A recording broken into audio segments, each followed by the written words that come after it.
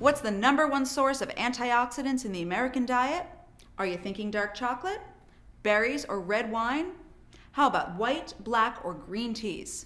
Sure, they're all great sources of antioxidants, those substances that help us fight off aging and many diseases. But in terms of antioxidant value, those foods aren't worth a pile of beans compared to this hotshot, coffee. The average American drinks about 3.5 cups of coffee a day, meaning about 416 8-ounce cups of coffee a year, providing about 1,300 milligrams of antioxidants every day. That's a whole lot of antioxidants and a whole lot of coffee.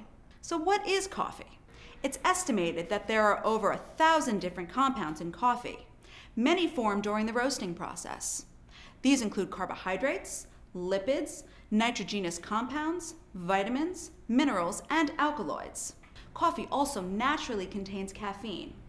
At high enough levels, caffeine stimulates the central nervous system, increases blood pressure, and raises the metabolic rate. This has led some to think that drinking coffee could increase a person's risk for developing cardiovascular disease, especially for people who already have some of the risk factors for this condition, such as high blood pressure. For adults with no previous history, moderate caffeine consumption did not increase the risk for coronary disease, stroke, or sudden cardiac death.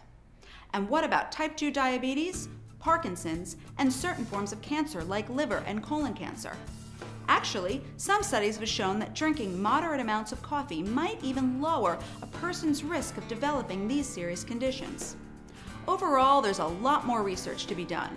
For right now, though, it appears that for otherwise healthy adults, consuming moderate amounts of coffee, 3 to 4 cups a day, providing 300 to 400 milligrams a day of caffeine, there is little evidence of health risks and even some evidence of health benefits.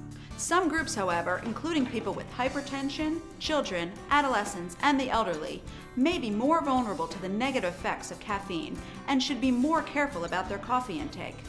In addition, currently available evidence suggests that it may be a good idea for pregnant women to limit coffee consumption to no more than 3 cups a day, providing no more than 300 milligrams a day of caffeine to lessen any chance of miscarriage or impaired fetal growth.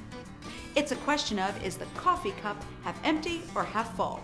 The debate over whether drinking coffee is ultimately good or bad for you will be brewing for a long time to come.